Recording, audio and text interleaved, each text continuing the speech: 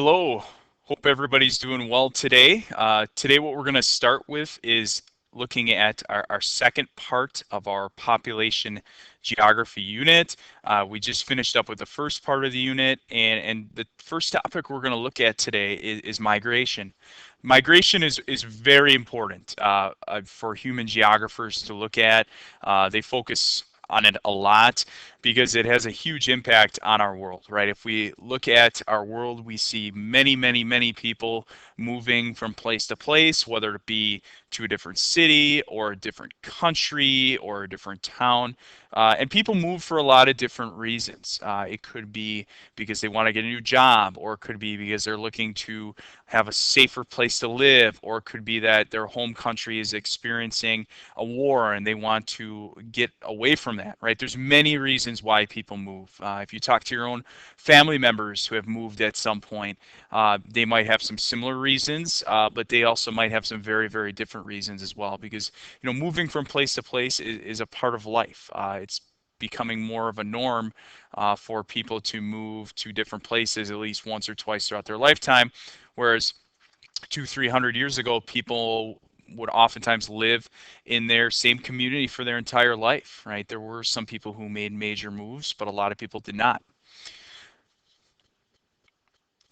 So when we look at migration, to kind of start us off here, we need a definition of it. And really, migration is when people are permanently relocating to move to a different place. So what migration would not be is you're going on vacation to Hawaii for a week, right? That's not migration. That's basically you're doing some short-term travel. Or if you're going on a school trip to Japan, right? That's short term. That is not migration. Migration is when you move to someplace for a lengthier period of time, right? Maybe you have a parent who's in the military and they're moving your whole family to a base in South Korea. Or maybe your parent has a new job and you have to move to a different state, right? That's migration, where you're setting up a household or an apartment in a new place, right? It's for more than just a week or a couple weeks. It's intended on being a permanent, or I like to say oftentimes semi-permanent, right? Moving anywhere in today's age, it's hard to say it's permanent because people oftentimes do move several times throughout their lifetime, but you're intending on staying there for a lengthier period of time. So when we look at this map here, this is a map, pretty much includes most of the world on here. You really can't see North Pole or Antarctica, but it shows kind of where people tend to migrate. And you see different arrows, different places. And there's a lot going on here, and we'll kind of break this down a little bit further where people tend to move in comparison to other places. But in reality, people are moving all over the world, right? We're a globally interconnected society with planes and with quick travel capabilities. People can move and migrate all over the world for a variety of different reasons, right? Are there some places that people migrate more than others? Absolutely, right? People have the option of moving to different places when it comes down to it. So when we look at migration, there's a couple different types of migration.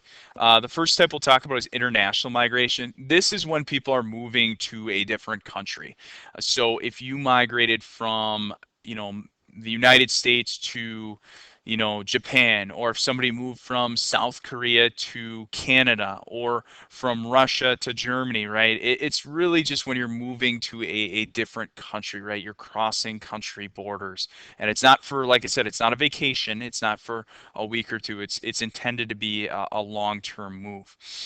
Internal migration is simply moving within a country's borders. So maybe you're moving from Milwaukee to, San Francisco, or you're moving from Orlando to New York City, right? So you're staying within a country's borders. Or if we look at, the United Kingdom, right? If you're moving from London to Oxford, right? That's internal migration. It's within that country. Regional migration is really a type of internal migration. And regional, for let's look at the United States, for example. Some of our regions, we have the Northeast, we have the West Coast, we have the Midwest, the Great Plains states. We have the South, the Southwest. So regional could be moving within a region. So for example, if I move from Milwaukee to Chicago, I'm moving to a different part of the Midwest, but I'm still staying within the region of the Midwest, right? That's regional migration. If I'm moving from, say, Milwaukee to, you know, Birmingham, Alabama, right? That's moving into a different region. I'm moving from the Midwest to the South, right? So I'm moving to a different region ultimately. So it can be within the same region or it can be to a different region entirely. But once again, internal and regional, that's moving within a country. International is when you're moving from one country to another. So one thing we also have to look at is emigration versus immigration. We talked about this, if you remember, a decent bit in the first part of the unit, but it's really important to reemphasize because they are two pretty important concepts. So emigration is when you're moving from a place. So what I mean by that is emigration would be I'm emigrating, I'm leaving, Canada to move to the United States. So emigration is the act of exiting, right? Emigration, exit E is the act of leaving a place. So I'm emigrating, from the United States to Mexico. I'm leaving the United States to go to Mexico. Immigration is moving to a place. So immigration would be the second half of that, right? If you're emigrating from the United States, you're immigrating to Mexico, or maybe vice versa, right? You're immigrating to the United States from Mexico. So immigration is the coming into a place, right? Whereas emigration is the exiting or leaving a place. So when we talk about why people migrate, right? Why would people move? Why start, your life over or uproot your family and your life? Moving is a very, very, very hard thing, right? It takes a lot of energy. It's stressful. It's a lot of work to pack up boxes and get a moving truck and all of that, right? Some of you guys maybe have moved places before, maybe some of you haven't, right? But there's a lot of reasons why people ultimately migrate. And if we kind of break it down, we could break it down really into two categories of people why they migrate: forced and voluntary. I would guess that the large majority of you guys who have moved, it's been voluntary, right? Most Americans, it's to be voluntary. If someone is forced to migrate, it's usually some really extreme circumstances that lead people to be forced to move, and it's not something that they have chosen freely to do, right? Forced migration is, like I said, it's forced. You do not have a choice. You're being forced by someone to move to a different place. So historically, we can see many examples of forced migration. These are a couple of them: the Atlantic slave trade, British relocation of prisoners to Australia, U.S. relocation of Native Americans. These are all examples where the people who moved, right, were basically told they had to. And there was no choice. They might have been killed, or they were taken into slavery, or they were basically told to do so at gunpoint. Another really good example of forced migration is the Holocaust. Jews, Gypsies, Poles, Catholics, other groups of people were rounded up by the Nazis during World War II, and they were forced to go to concentration or death camps, right? They didn't have a choice. They were basically done so at gunpoint, and if they wouldn't have, they would have likely have been killed, right? So forced migration is usually almost never a good circumstance, right? Now, some of you guys might be thinking, well, my parents, they made me move, right? Or maybe, I didn't want to move from someplace, but I had to. That would not be considered forced migration, right? Your parents or your family members or whatever the circumstances, they made a decision that they felt was in the best interest of you and your family, right? So this is very different than, my family moved and maybe I didn't want to move when I was 7 or 8 or 9 or 10 years old, right? That's a different set of circumstances, and that would not be forced migration. This map right here is a map of the Atlantic slave trade. It went on from about the year 1500 to the mid 1800s. This is one of the largest examples of forced migration in really world history.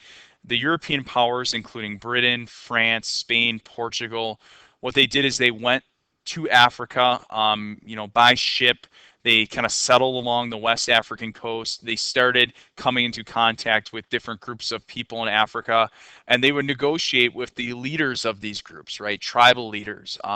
And they would oftentimes make trades. They would trade goods to the tribal leader in exchange for the tribal leader giving them people as slaves. Most often, these slaves were people who were maybe captured as enemy, from an enemy tribe, or people that they considered criminals. But a lot of times it wasn't that situation. It was just people who were seen as not having as much value to that particular group of African leaders. And then these European countries, they would take these slaves aboard slave ships. They would take them across the Atlantic to South America, Latin America, North America, and they would do slave labor on primarily plantations for cash crops, things like cotton, things like tobacco. And the slave trade was horrible. It obviously took people from their homes. They were separated from their families, and they were forced to do labor. Where they had no choice in the matter. It was also horrible in that the slave ships that took Africans across the Atlantic were oftentimes too small.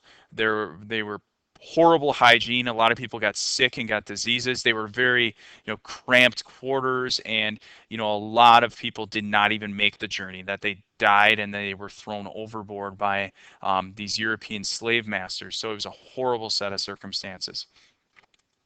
If we look here, this is a picture of basically a map representing the Trail of Tears. So in the 1830s, as the U.S. was starting to expand westward, Native American tribes in Georgia, Alabama, Mississippi, even Illinois and Wisconsin, right? You can see Florida as well. You can see on the map here.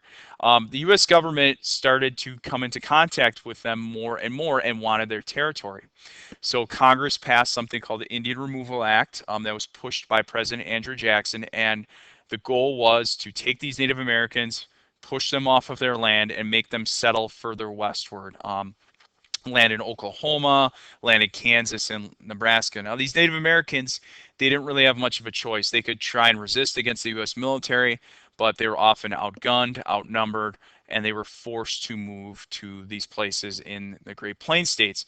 It's called the Trail of Tears because you had 60,000 Native Americans that were forced to move west, and thousands died along the way. It was a very difficult forced march. Conditions were tough. People got sick. There wasn't always enough food. Conditions were, there was cold weather, and people weren't able to make the journey. So this is a really another example of forced migration.